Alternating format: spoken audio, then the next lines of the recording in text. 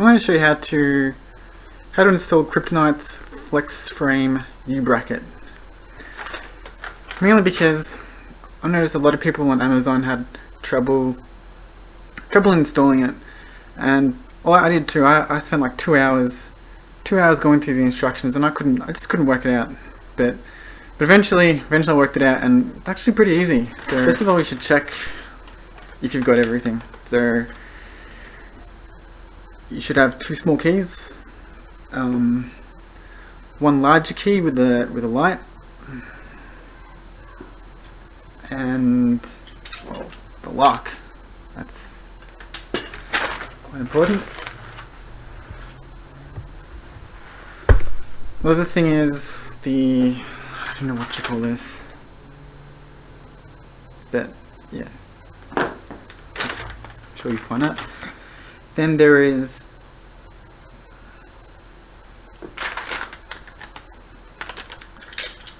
the bracket body, the rubber sleeve, and the tug block.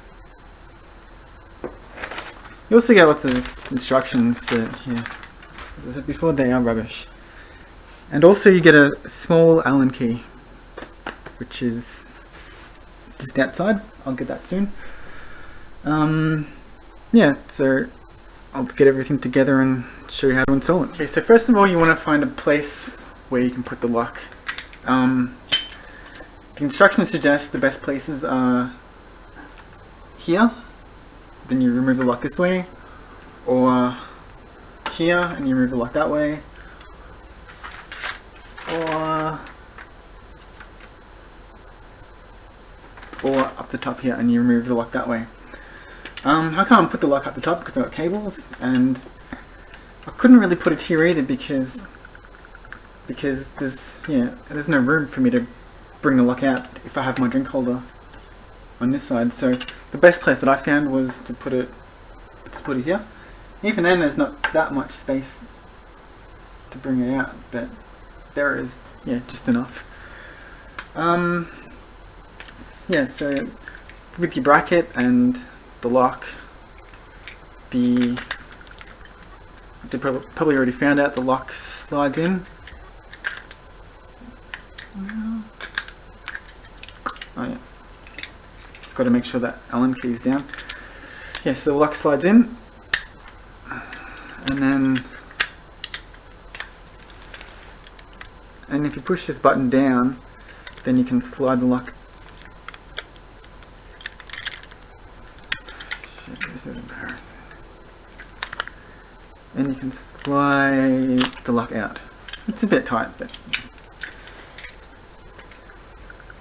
alright, so the first thing to do is put this rubber sleeve around the place where you're going to mount the lock,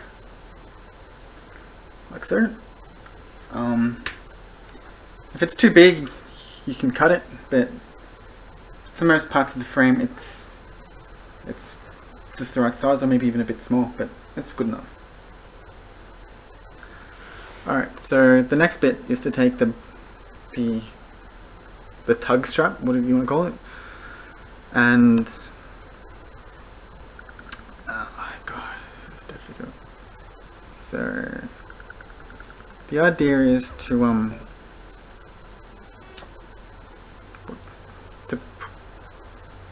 put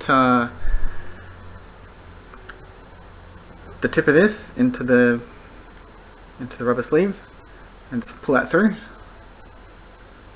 all the way down to the end, and do the same with the other end. Just pull it all the way through, so you end up with something like this.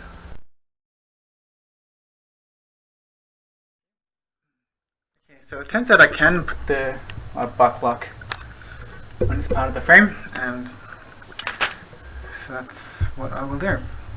Okay, so the first thing to do is,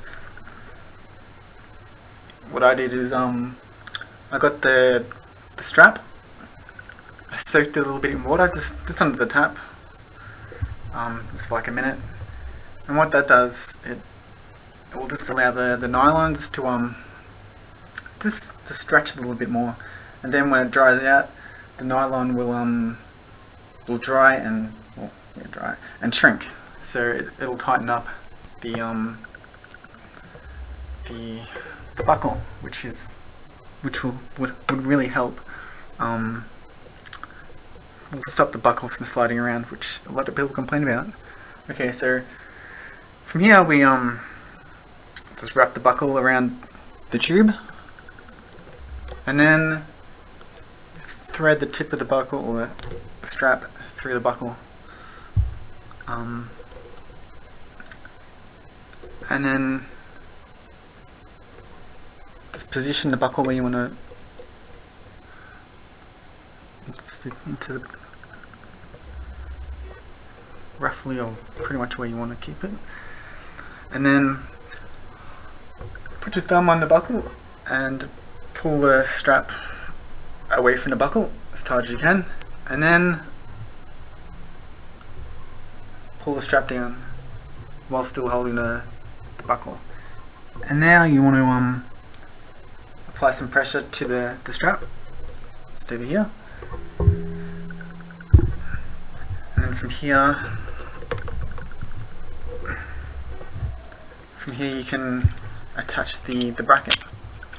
Before you touch the bracket, or tighten up the bracket, you want to make sure that the bracket is really facing the right way, so you can remove the lock.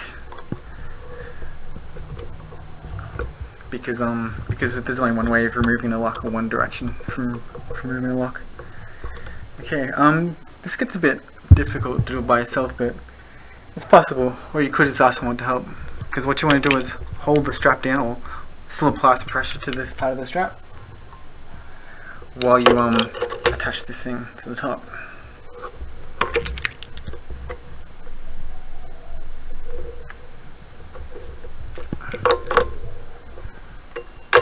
Tighten up the Allen key until it's as tight as you can go.